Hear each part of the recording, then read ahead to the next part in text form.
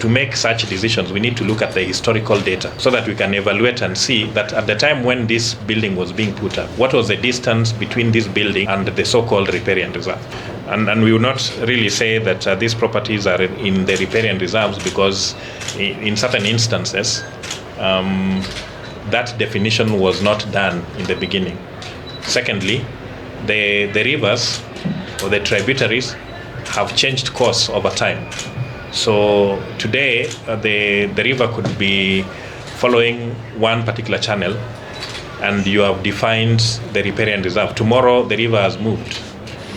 And therefore, the definition of what you had done initially is then superseded by the fact that that particular river has actually moved. So we should be aware about these aspects, and that's why we are saying that to make such decisions, we need to look at the historical data so that we can evaluate and see that at the time when this building was being put up, what was the distance between this building and the so-called riparian reserve.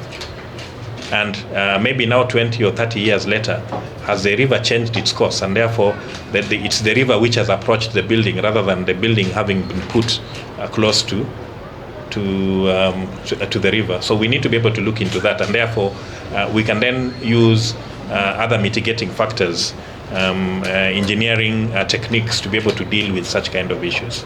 So that's why we are saying there is need for us to look at historical data and compare with the old survey records before certain decisions can be made.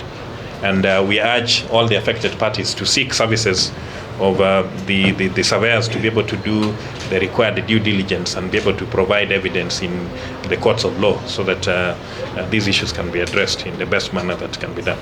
On the issue about harmonization of various laws, there is currently a committee under the State Department for Housing and Urban Development, and yes, we are participating in that particular aspect, reviewing or harmonization of the laws. So this is still out for public participation, and we do hope that our views are then taken into consideration.